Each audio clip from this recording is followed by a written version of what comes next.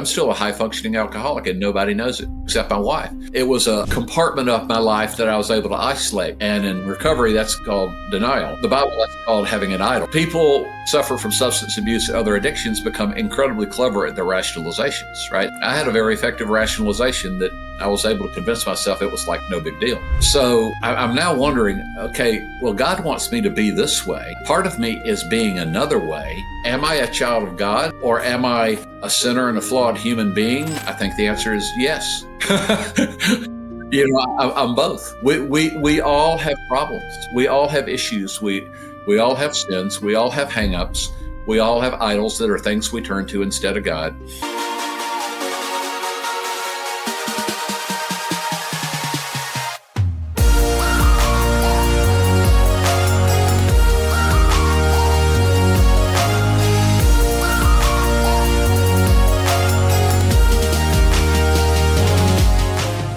All right, welcome to another incredible edition. I think it's going to be incredible, of our Living Boldly with Purpose podcast. And I'm Dr. B, and I get so excited. Some of the things that we've been doing, and maybe some of you guys have watched the Journey to Freedom podcast, which came out of, Steve, I went to there's a gentleman named David Horsager who does a whole, it's called Trusted Edge, and everything begins with trust and being able to trust people. Why don't we trust people? And, how do we get that? And I go there, and there's about, 400 people that are in the room that are all learning this incredible information about trust. And I find that there's several, maybe 30 folks of color that are there. And I come back and I'm kind of led. The Lord's telling me, well, you need to, I want you to work with folks of color. Well, that's, part of that's me talking. Now I'm praying about it. And God says, well, no, I want you to work with Black men. And then as I'm working with Black men, I start realizing there are so many people in this world. There are so many people that are doing things that are helping out our communities that we just don't highlight enough. I did a podcast with Dave Horsager about a month and a half ago, and him just kind of talking about all the stuff that we need to do that it deals with trust. And then so today, as a result of that, we ended up taking a group of men down to Alabama. We went to Birmingham, spent a day in Birmingham, then spent another day and a half in Birmingham, then another day in Selma, and then ended up in Montgomery and going to that Equal Justice Museum there. And the transformation that took place was so just incredible. And I'm saying, well, we're going to do this trip twice a year. And then it's kind of funny how, I don't know if it's funny, but it's just ordained how God works, because I start doing these podcasts and I start talking to people who have either been to Alabama, know Alabama, or are part of it, but not yet today have I done anybody that's actually from Birmingham. And I feel so excited because now that I've been there twice and I kind of understand the city and I kind of understand, the way that life happens there, not only do I find somebody here that lives in Alabama and lives in Birmingham, the city that we visit, I find somebody who loves the Lord and is part of ministry as well, which just makes it like a double, like God has a reason for us to get together today, and I can't wait to hear it. And so like everything else that we do in the show is I always ask our guests to tell their story.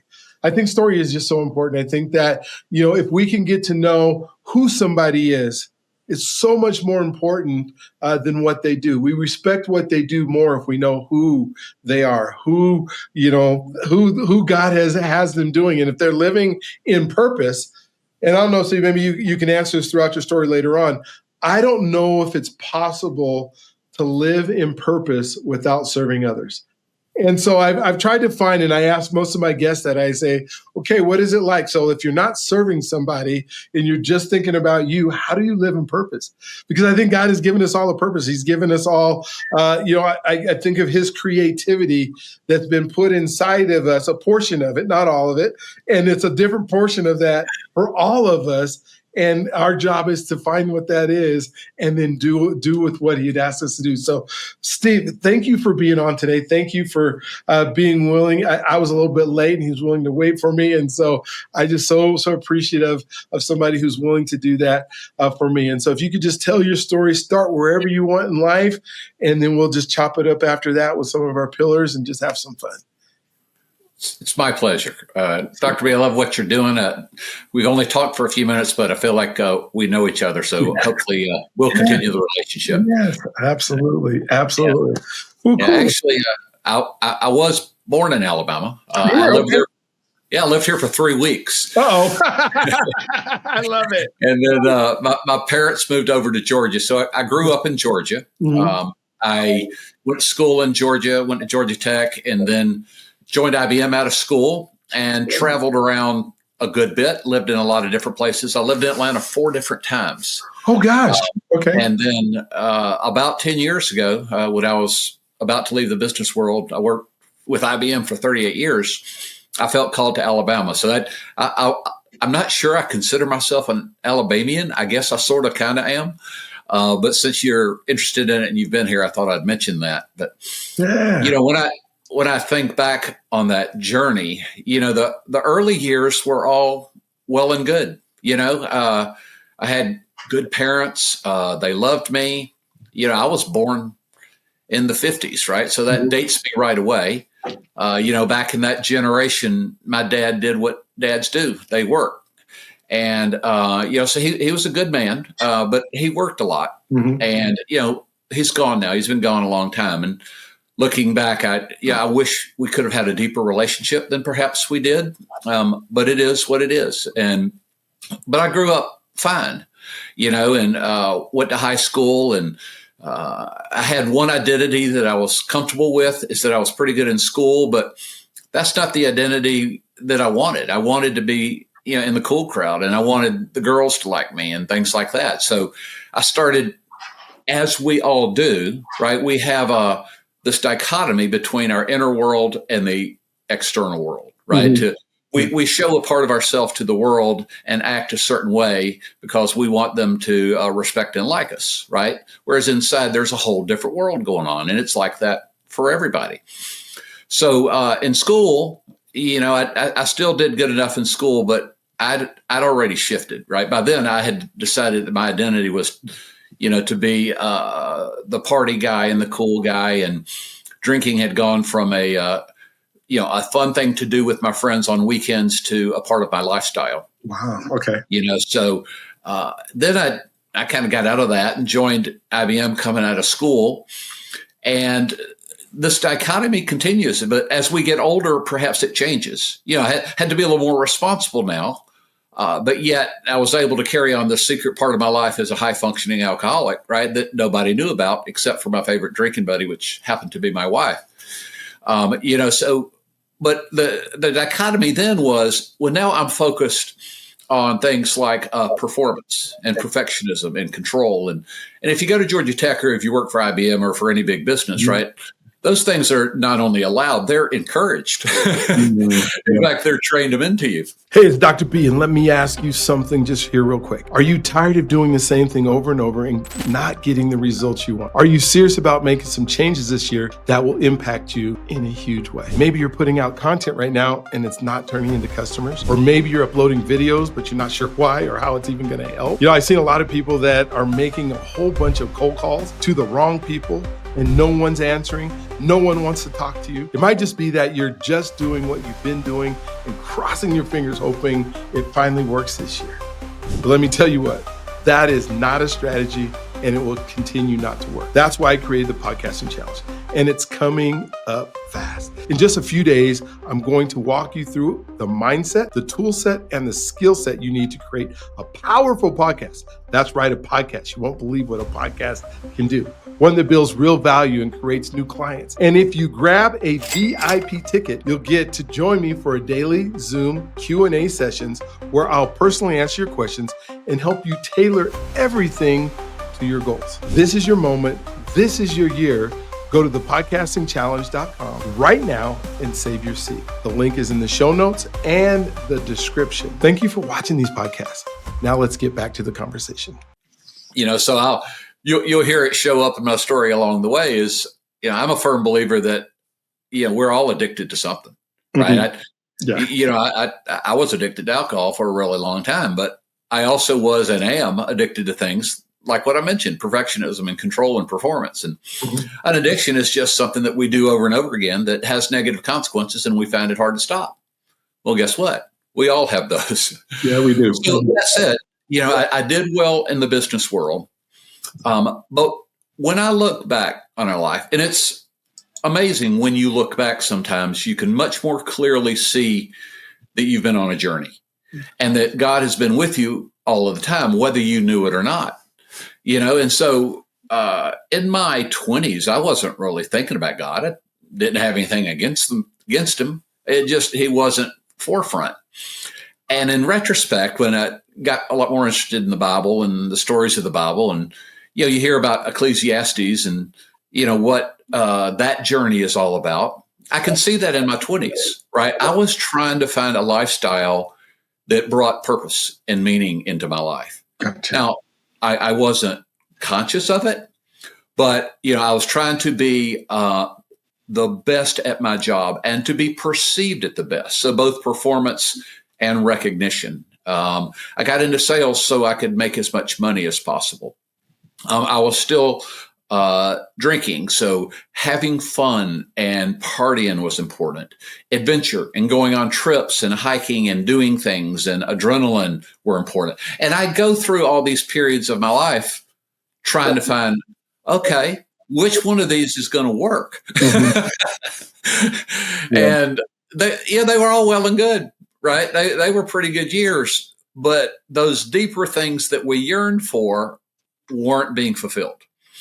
And in the years since then, the ministry I founded, we do a lot of research in different areas. We study deeply the Bible, recovery, but also psychology and neuroscience and wellness and personal and professional development and philosophy and things like that. And a few years ago, I got really interested in the concept of values, right? Okay. What are those most important things that we decide to build our life on? Mm-hmm. And the fact of the matter is everybody has values, but a lot of people don't even know what they are. They aren't consciously thinking, okay, these are the pillars that I'm going to build my life on. Yeah.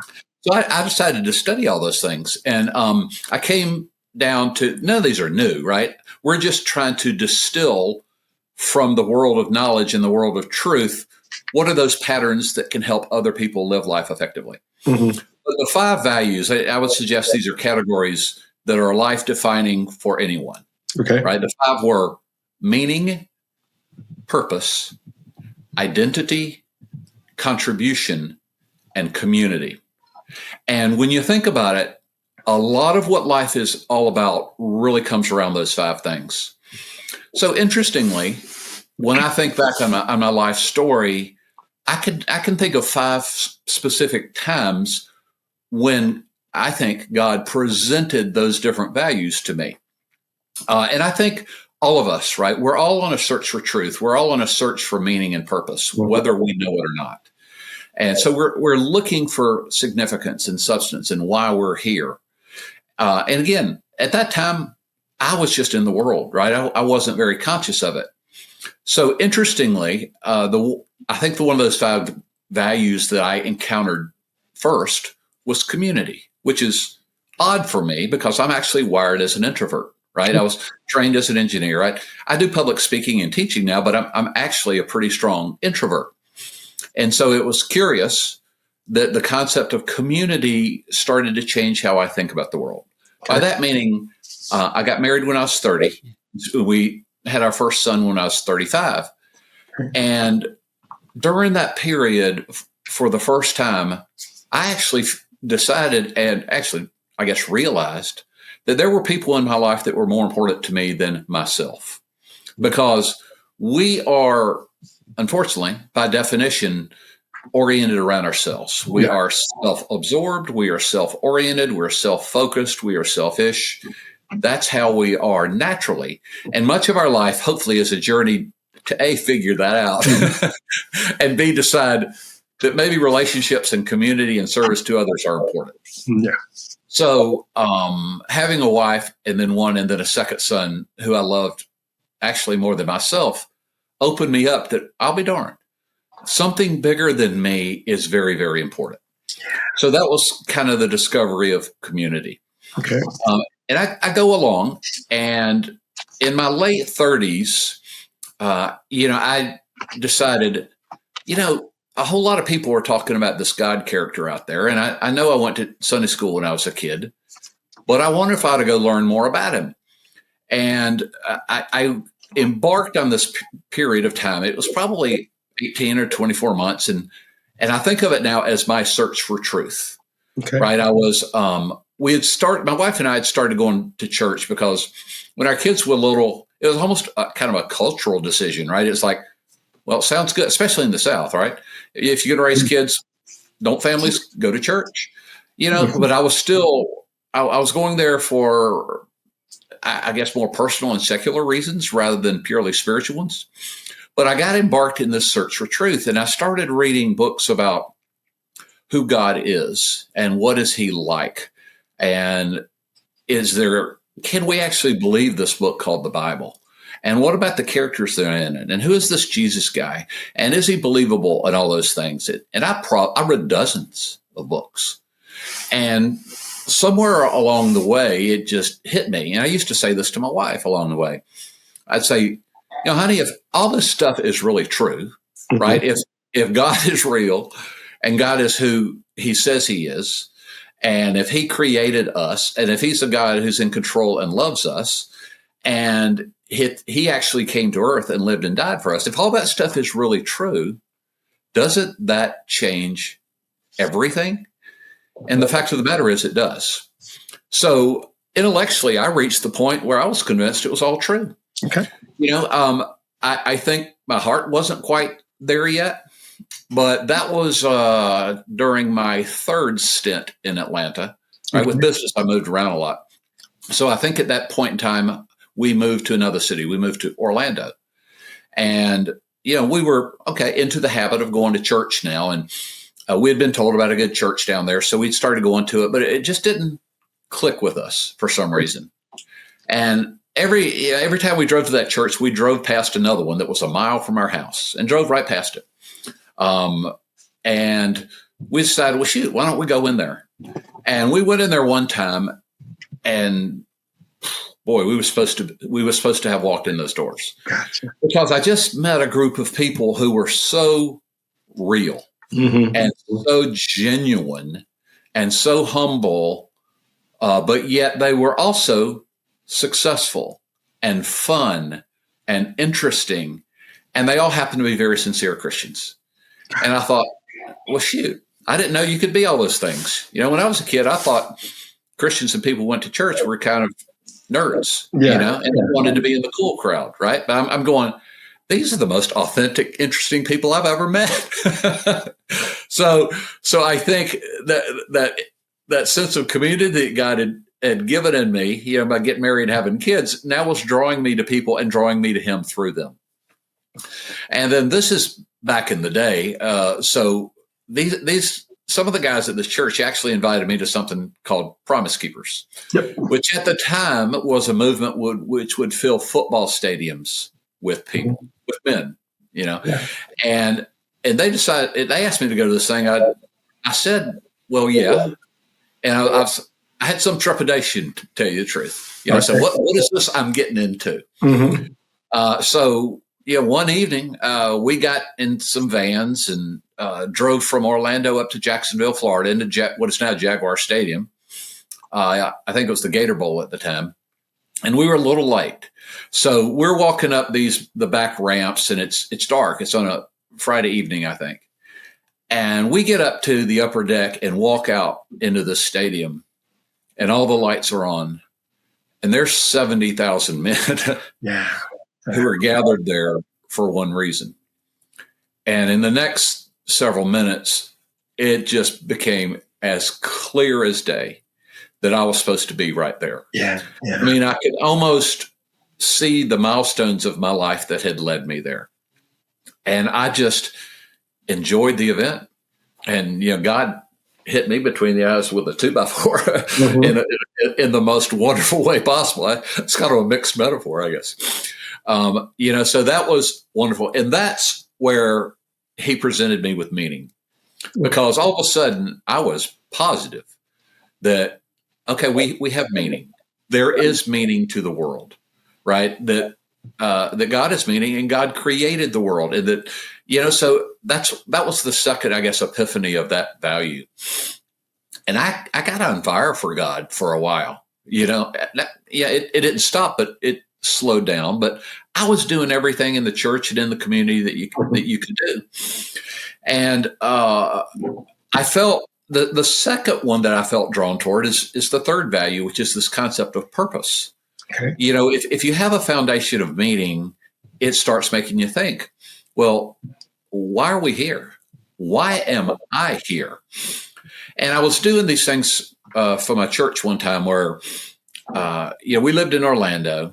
So we went to kind of a suburban church, but I'd gone and I'd met a friend who led a ministry in the inner city of Orlando.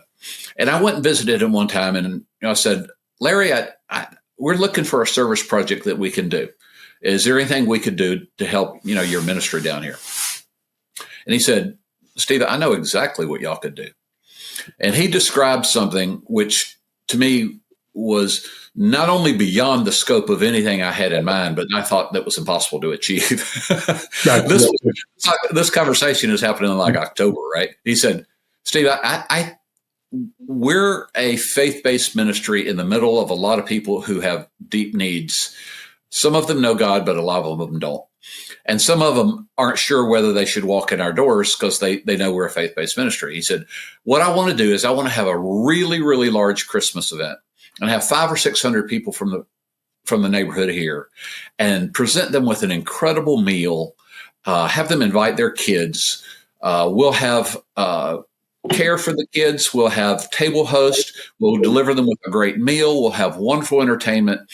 We'll present them. We'll have a keynote speaker. We'll present them with the gospel, and then we'll give them toys, and not just a little toy for their kids, but sumptuous toys. And we'll give those toys to the parents or the caregivers that are there so that they can present them. Well, he's going on and on and on.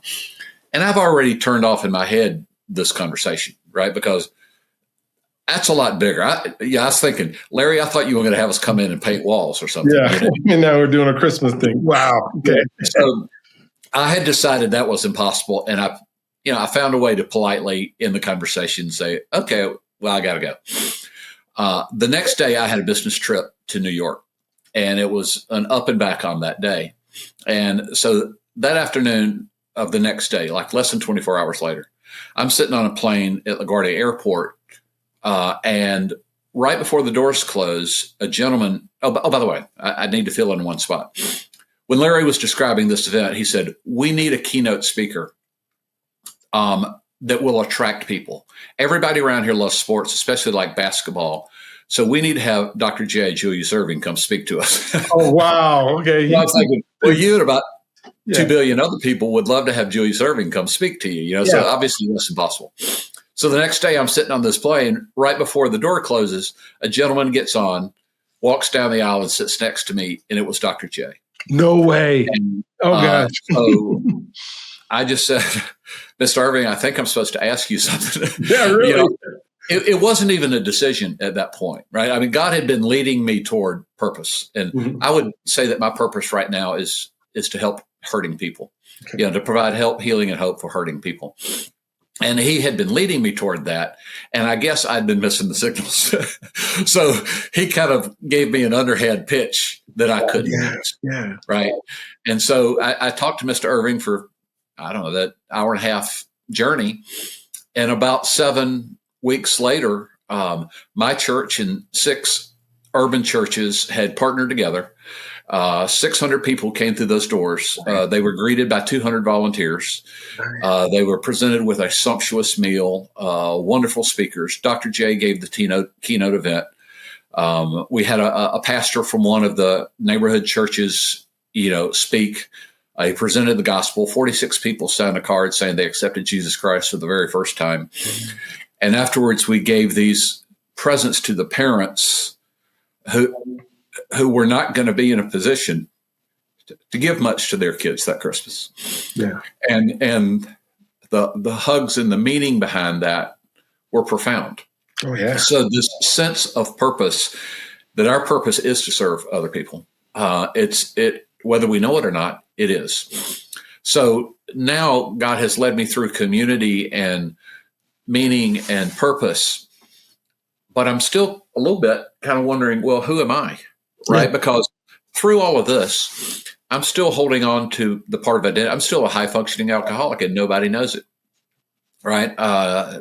Like I said, except my wife. It was a compartment of my life that I was able to isolate. And in recovery, that's called denial. And in the Bible, that's called having an idol. There we go. Right? Yes. But people who suffer from substance abuse and other addictions become incredibly clever at their rationalizations, right? So I had a very effective rationalization that I was able to convince myself it was like no big deal. So I'm now wondering, okay, well, God wants me to be this way, and part of me is being another way. What is my identity? Am I a child of God, and am I a sinner and a flawed human being? And I think the answer is yes. Yeah. I'm both. We all have problems. We all have issues. We all have sins. We all have hangups. We all have idols that are things we turn to instead of God. And frankly, I think we're all addicted to something.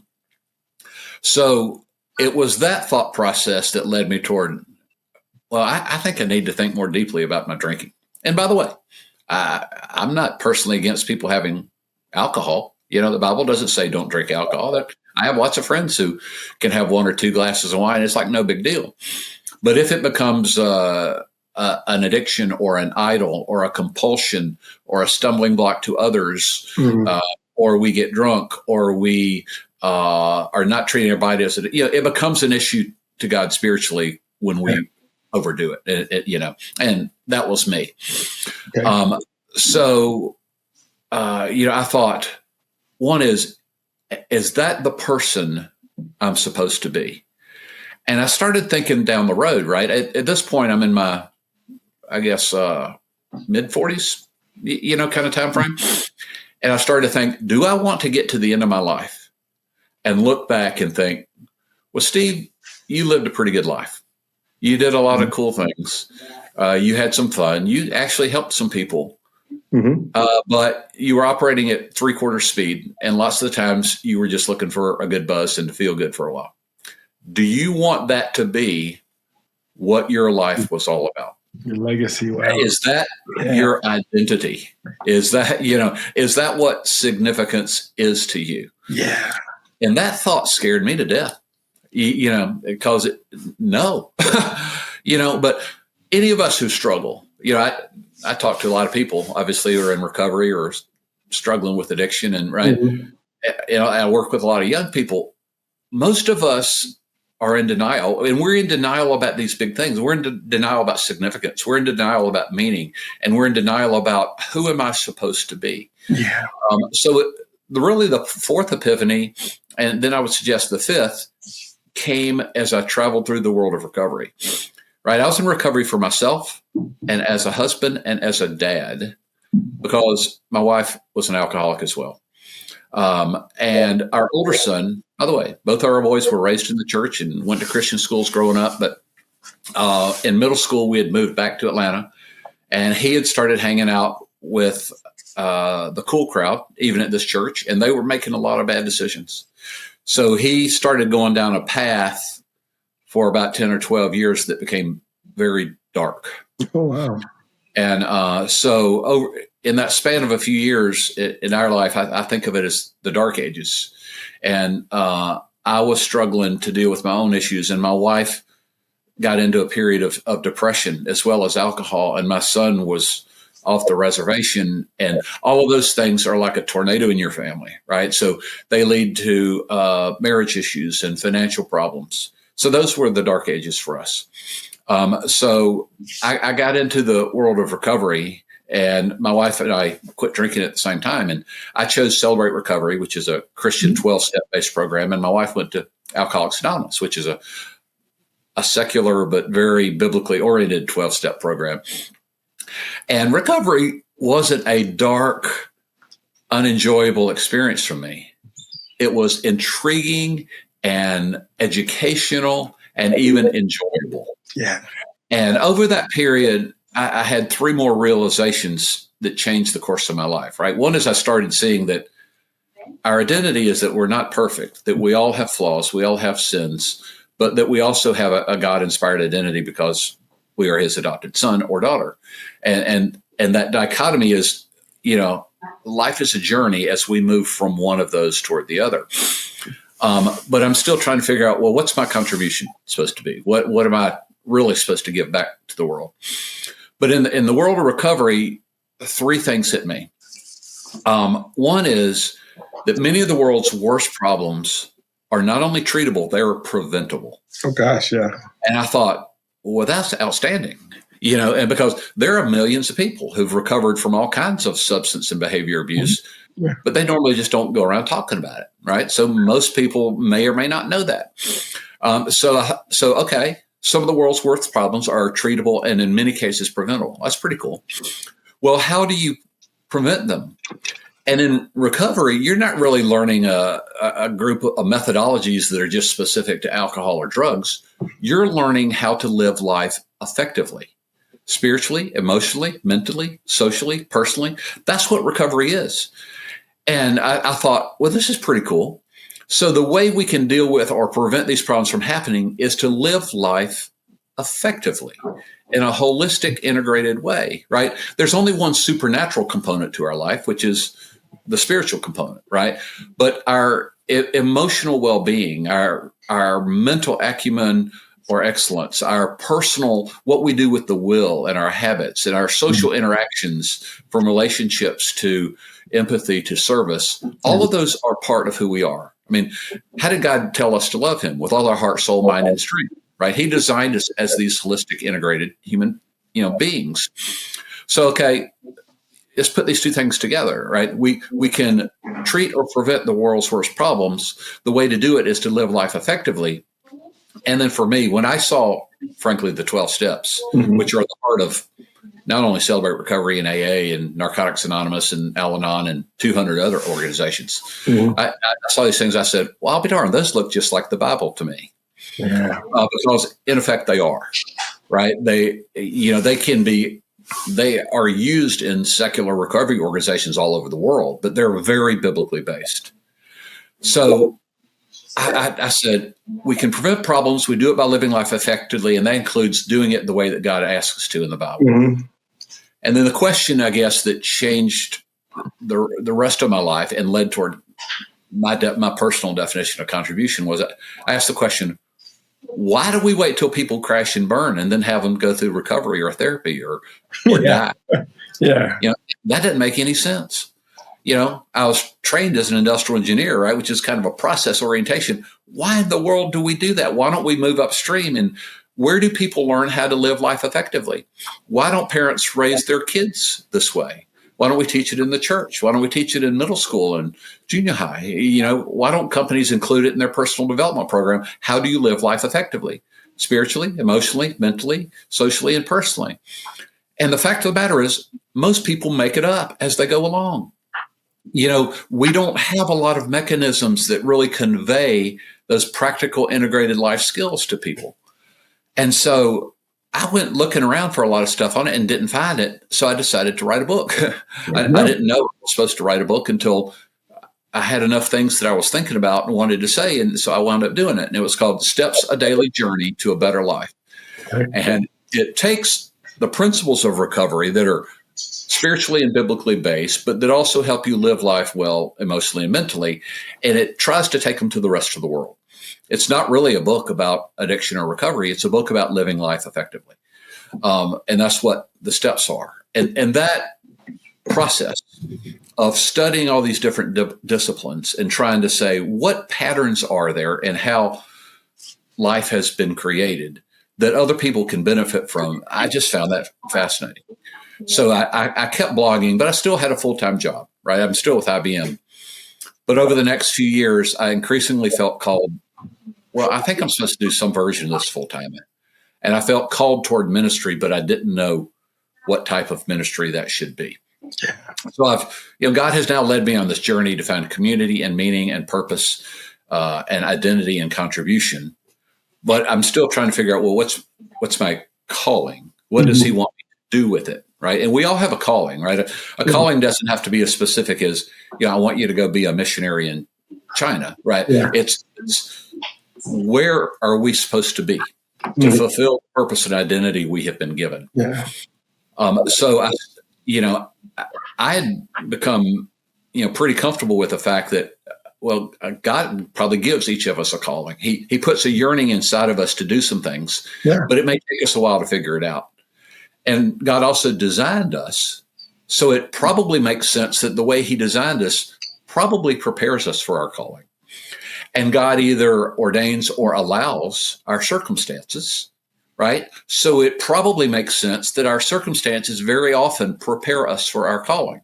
Yep. So I started thinking, well, how I designed and what have I experienced? And what does that prepared me to do? And where do I just felt led? So I now had decided I need to leave the business world. By the way, your calling could very well be to stay exactly where you are. Yep. Right. In a secular job. I mean, God needs engineers. God needs, stay-at-home moms, stay-at-home dads. God needs construction work. God needs all those. And you can honor him in exactly what you do. So following your calling doesn't mean necessarily going into ministry, but for me, it happened to. So I started plotting my exit strategy, and I didn't quite know yet what form it was going to take. And we decided to sell our house and downsize because one thing about moving into ministry is it pays less than IBM. Financially, it's not the dream job financially. But it pays in other ways. Believe me, ways that are much more eternal. So we had sold our house, and it just so happened that my mom and my sister lived over in Birmingham. And like I said, I was born in Alabama, but lived here 3 weeks. Alabama wasn't even my favorite state at the time. I kind of considered myself from Georgia, but I lived in Arizona and Florida and a lot of places, know. And we decided, well, we don't have a house to live in, so we haven't found our other one yet. And my mom was diagnosed with a lung condition that is inevitably fatal. Wow. And with her, she actually lasted 4 years, but at the time we thought it was going to be less than a year. Okay. So we said, why don't we go over to Birmingham for a few months and hang out with mom and be with her during this period. And we got over here, and I'm now trying to shape what form is my ministry supposed to be in. So I'm meeting a lot of business leaders in Birmingham and those who are involved in serving the community and ministry leaders, even though we're just over here, right? I'm meeting all these people. And it just came to me that I think we're supposed to do it over here in Birmingham. It just feels like that's where we're supposed to be. Yeah. And my wife, God bless her, we started having these conversations. So she said, okay. So we decided we're supposed to do ministry here and did that. And by the way, for anyone who's on a journey now to find your calling, or if you'll be on one, right? I think maybe some people, it's a sudden epiphany where it hits them, but I don't think that's the norm from what I see. Very often it's a journey. But if you start thinking about how am I designed, what have my experiences been, what do I feel pulled toward, that will tend to lead you in the right direction. But you may go down some paths and you may see closed doors and you may take turns along the way. And I think that's normal. But if you keep thinking about, God designed me, so what am I good at? What do I get satisfaction from? What do I like to do? And what needs do I feel like serving? That will tend to lead you in the right direction.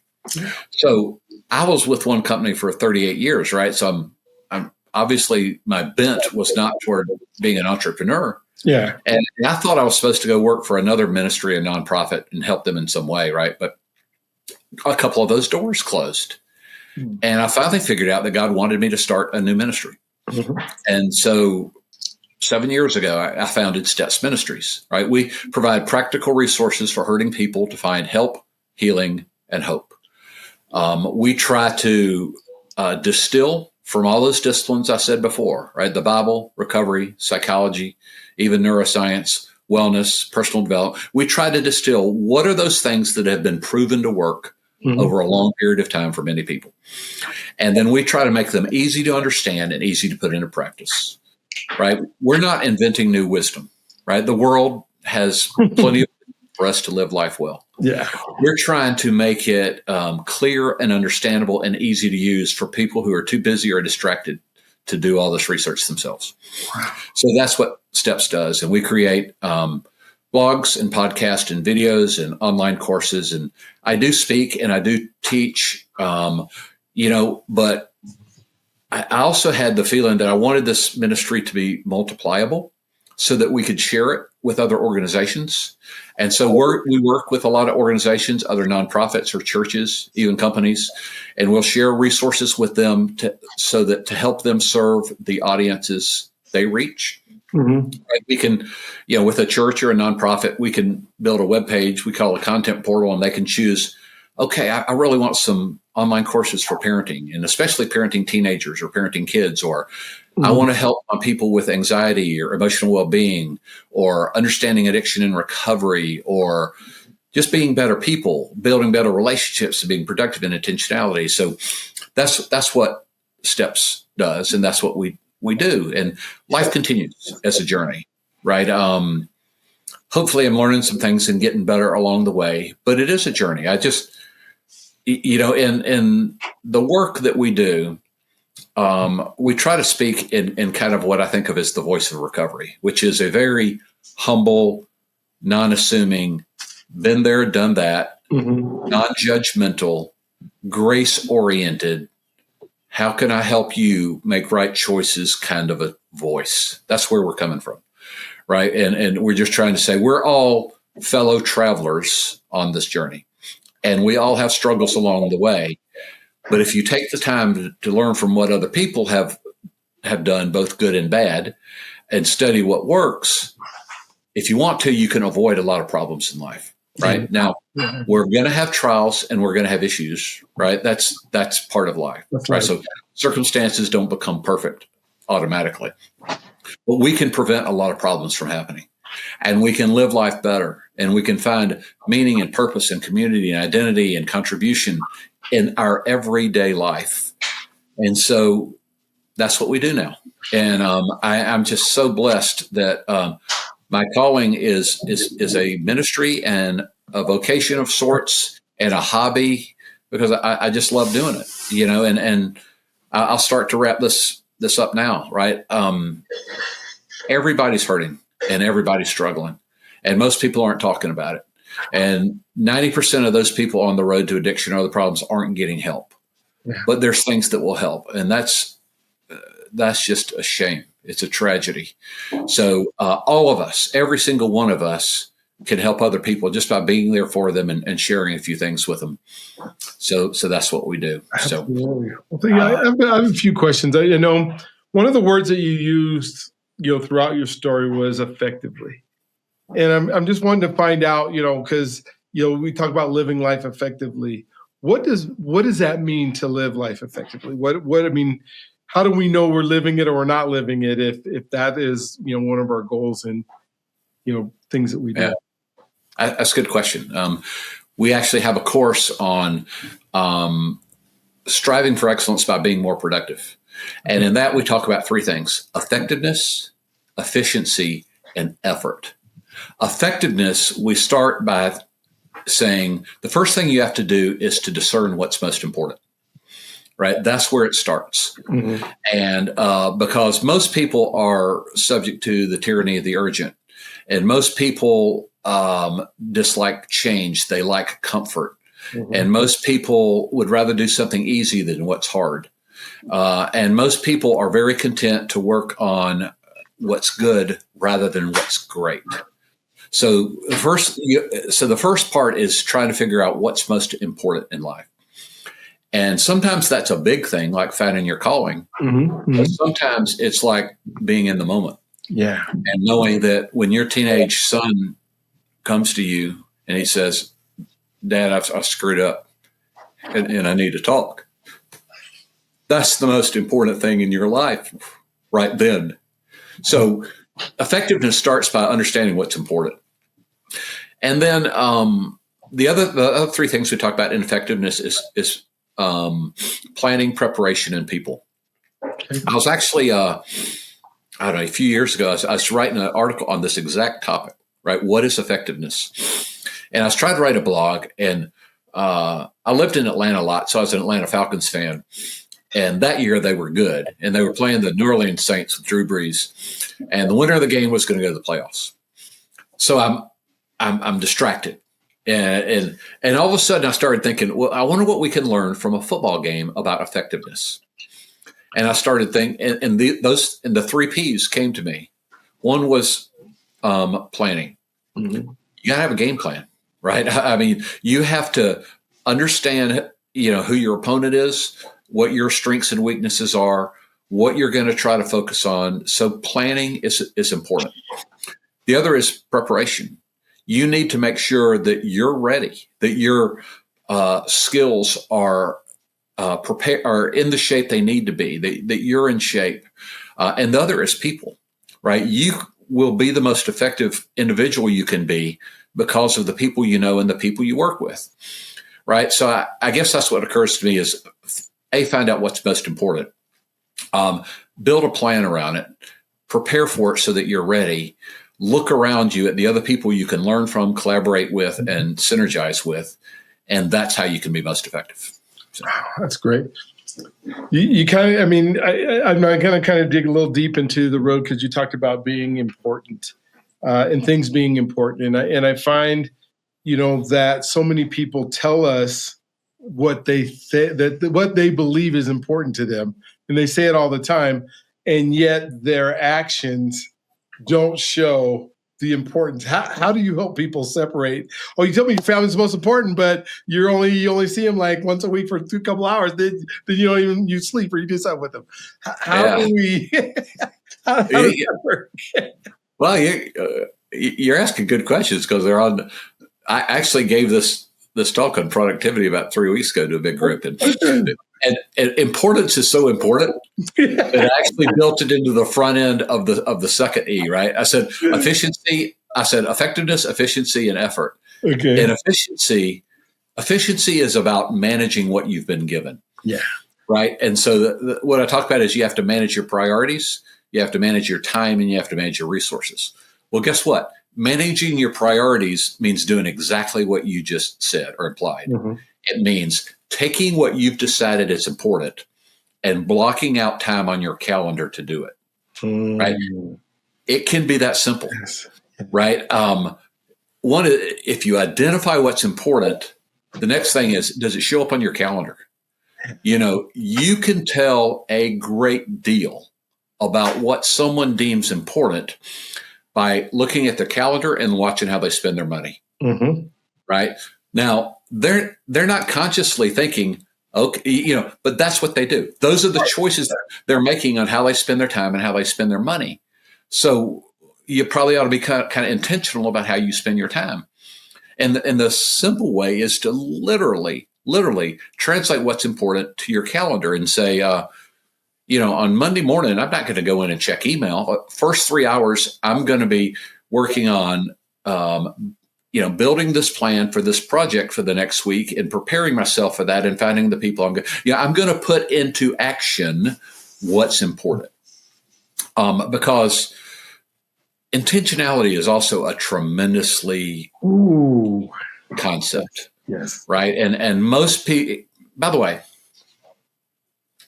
I've heard myself saying the term most people a lot on this, and I want people to know I am most people. Okay. And, I still do all these things. Most people is all of us, right? So it's coming from that place of we're all in this together. Yes. Right. But on our own, we tend to make decisions that are driven by our emotions, our desire for comfort, or an impulsive thought that bounces into our mind, or they're random, as opposed to being intentional and making choices that are actually tie into something with meaning and purpose. So intentionality infuses everything about what we live, how we live, but it certainly includes how do we take what's important and put it in action in our life. We have to be intentional about it.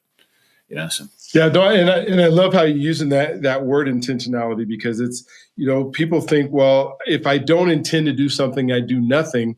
Well, for things to fall apart, you don't have to do anything. I mean, that's kind of the law of entropy or whatever that is, that says, leave something alone. You don't dust. You don't wash your car. It's going to get dirty. You don't do stuff. But if you want something to move forward, you have to be intentional about it moving forward.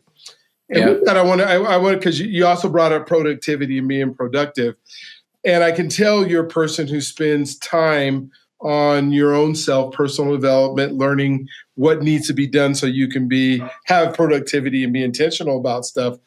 And for some people, I don't know if they kind of figured out what that formula looks like of working on themselves. I mean, I hear you talk about like Stephen Covey stuff. I hear you talk about Colin stuff and Good to Great, and so I can tell you're well read and that you spend time working on you. But so many folks don't. And so how do you help people say, wait a minute, in order for you to be intentional and move forward, not only do you have to, state that you're going to be intentional, but you actually have to be intentional. And part of that is becoming a different person, right? Yeah. Yeah. So how, what's the percentage that somebody should spend on working on them, as you're helping and coaching and, helping people, especially folks that maybe have not doing it and are in positions that are, that you're saying, I want with hope and I want with the different things that you do for folks? That's a real good question. One is I'll mention the term balance, right? Because people talk about living a balanced life as if balance means everything's equal. Well, I don't think that's what balance is, right? Balance means that things are in the right proportion for the circumstances that we're in. Yes. Right. So you may be in a job, right? Let's say, you're a working single mom and you have 3 kids that you love dearly, but you've got to work 2 jobs to put food on the table. And you may work a lot more hours than you would like. And so, but that doesn't mean you're out of balance if you have to survive, right? So I used an extreme example there, but balance means doing things in the right proportion in that period of time. So we'll go through seasons where we have to work a lot, or we'll go through, when my boys were young, let's say they were 4 and 5 and 7 kind of time frame. I was in sales then, and I was working a lot and traveling a lot, but I had now accepted God and I'm trying to figure out how to live life. And I said, well, I'm just going to stop working as much. I want to be around for my kids. Well, guess what? I'm also addicted to performance and control. So that didn't work well in the short run, right? I just kept doing it. And finally, I just said, I've got to put some accountability into my own life, right? So I sat there and I thought, on the average, how many hours a week should I work? And I forget the number. It was a number. Let's call it 50 or less, but I forget what it was. On the average, how many days a month should I allow myself to travel? And if my company wants me to move to another city and uproot my family, will I do that? And I made some choices about those things. Well, it was a lot easier to follow those once I had given myself some structure and some accountability. Right. So we have to do that to put it into motion in our lives. And I like that. The fact that you wrote it down and now you can become intentional about making it happen because you put it down. You put it, like you told us earlier, you put stuff in the calendar on time that you're going to spend. But when you write that down and say, this is my priority, and I'm going to live by that priority that I said, well, then, the company, I can't move to Utah or whatever you want me to move right now because my family comes first. And so, but that doesn't happen if you don't already have that written down and said, no, these are part of my value system, I guess, that you had, right? Yeah. Can I mention one more thing? Please, absolutely.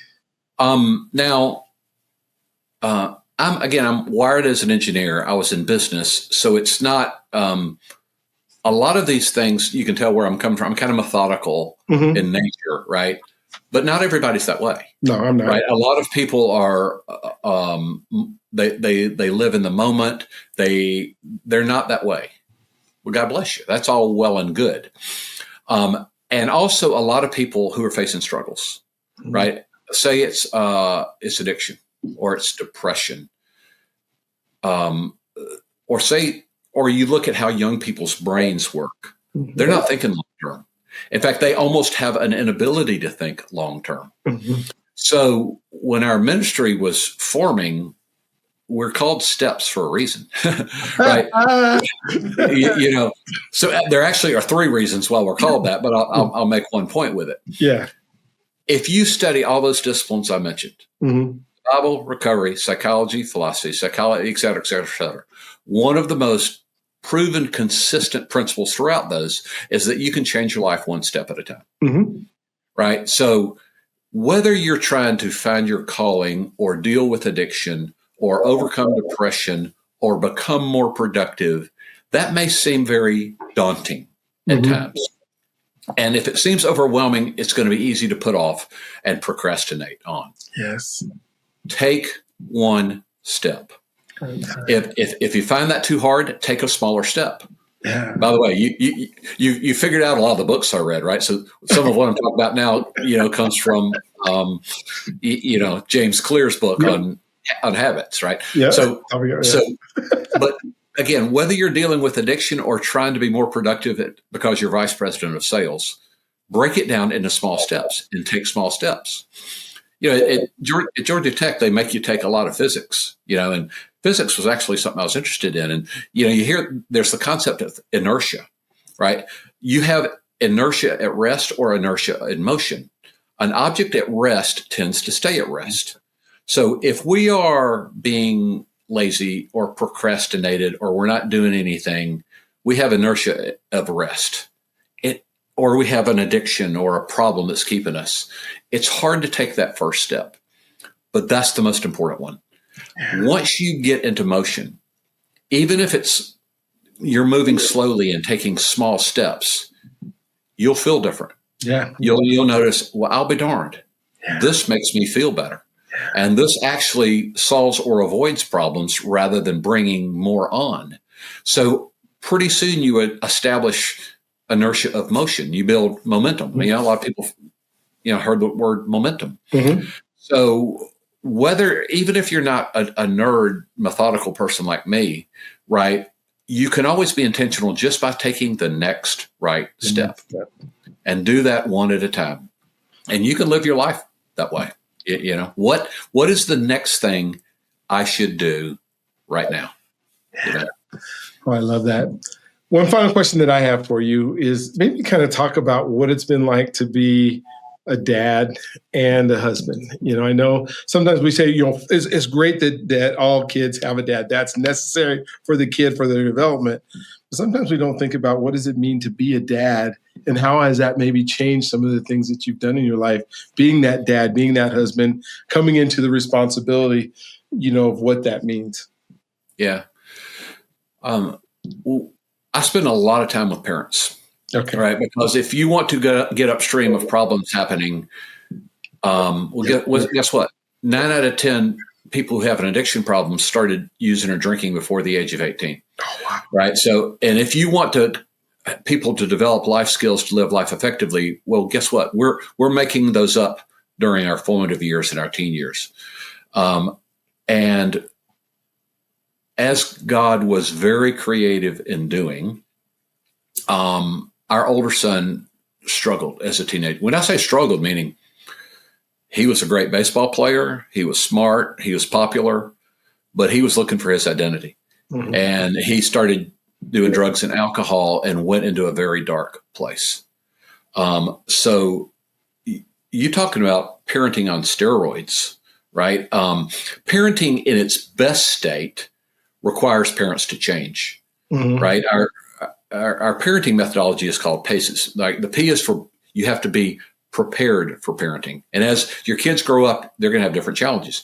You have to be aware. They're going to grow away from you. So you have to work to be aware of what's going on in their life. And then the C is you have to stay connected to them. And you're going to have to learn to face new challenges. So you have to get educated. That's the E. And then you got to put it into motion, which is steps. So raising my son and him being us being in a position of at sometimes conflict with each other was hard. Yeah. And it forced all these principles to be examined and exercised. And he's doing very well right now. God bless him. He has found his way. He's doing great at his job. He's got married, and 5 months ago, he gave us our first grandson. Mm-hmm. And he and I have had this conversation many times. It says, son, you're now the man God designed you to be, not in spite of your problems, but in many cases because of them. Yeah. But, in our parenting, my wife and I made a lot of mistakes. Mm-hmm. And, but two things I think we did that I'll never regret are, one is our son always knew that we loved him. Yes. And that we were there for him. Mm-hmm. He, even when we had to take him out of his junior year of high school and put him in a recovery program. Now, if you're a popular baseball player, that's not an easy choice to make. Yeah. And later when he needed to go into recovery for a year, but he knew that we loved him, even when we disagreed. The second thing we did was we hung in there. Mm-hmm. We persevered.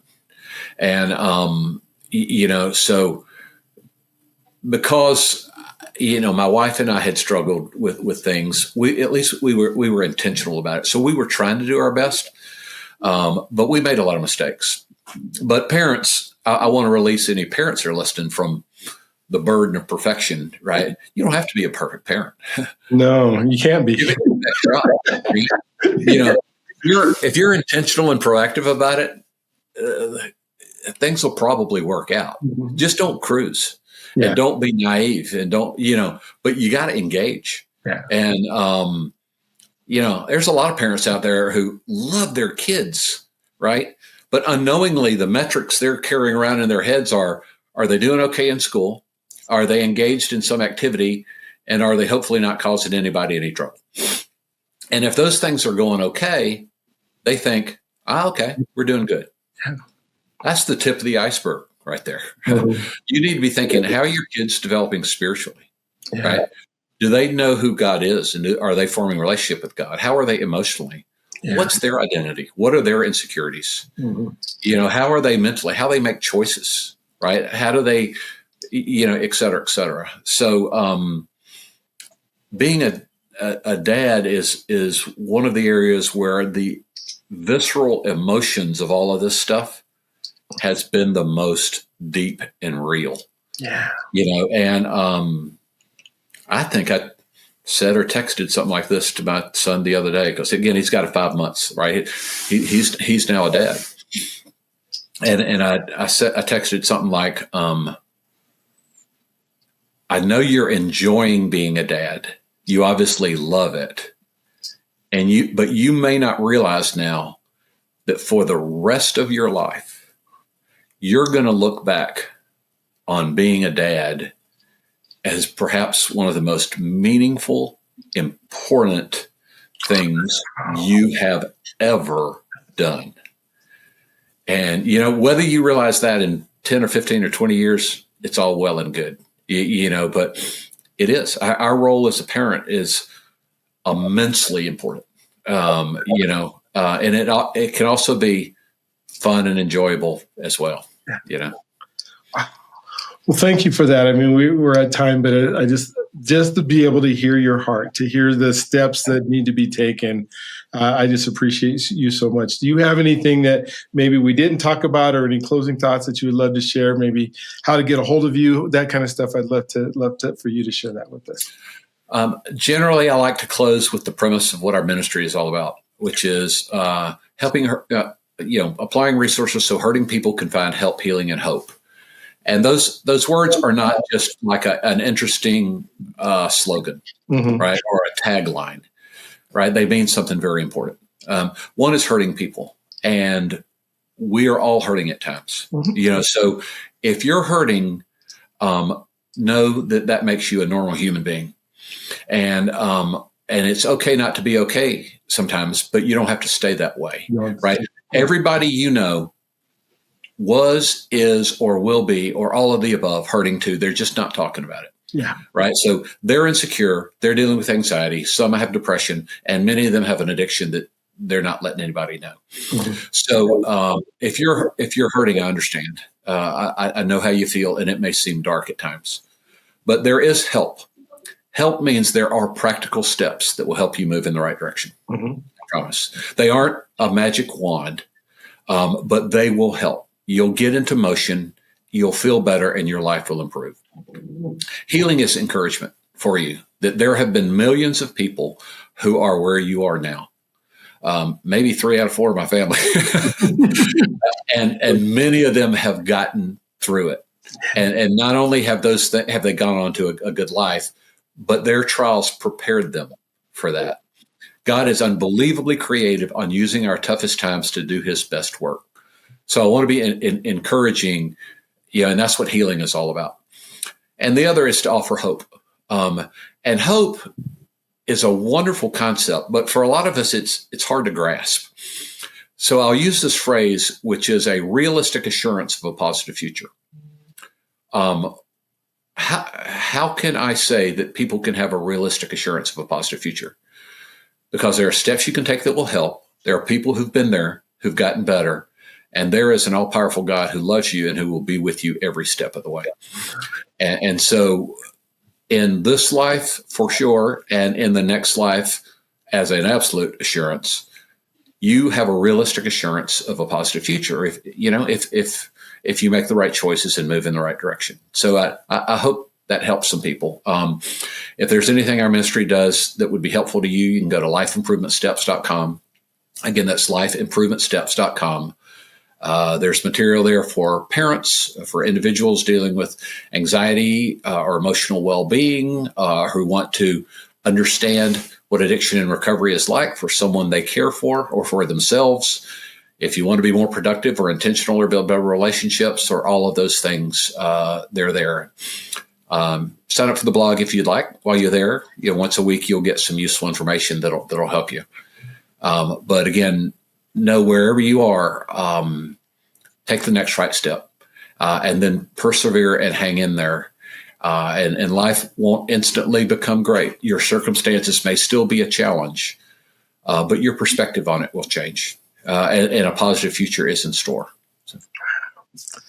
Thank you, Steve. I so appreciated it. And hopefully that you guys, if you get the opportunity to go back and listen to, you probably just listened to this for the first time. So many gems, so many things that might seem like, oh man, he just went from one step to another. But if you go back and really listen, you will find some gems that could help you in life. Please go to his website, go to, and make sure that you are getting the help that you need. Like he said, there's help out there. You don't have to do this alone ever.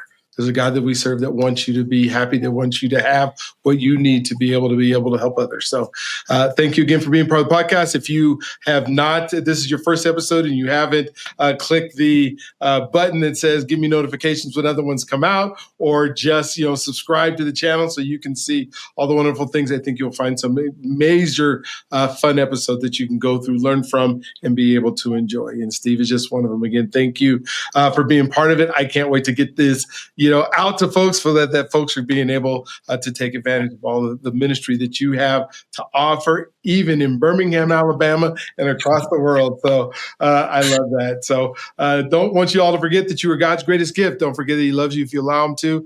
And we look forward to talking to you on the next one. You guys have an amazing, awesome, just incredible day.